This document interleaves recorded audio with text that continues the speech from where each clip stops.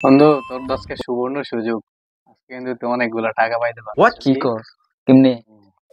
আমরা হইলো কি, এই যে একটা বিস্কিট, হ্যাঁ, হুম।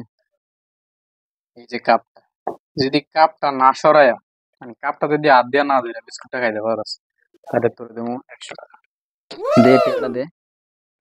কামটা কইরা দেয়া। এটা কোনো ব্যাপার হইলো? আরে বেটা,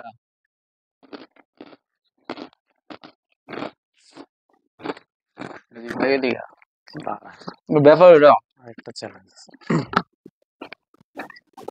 এটা যদি হাত দিয়া না ধরে কাপটা খাইতে পারস, তাহলে তোর দেবো 200 টাকা।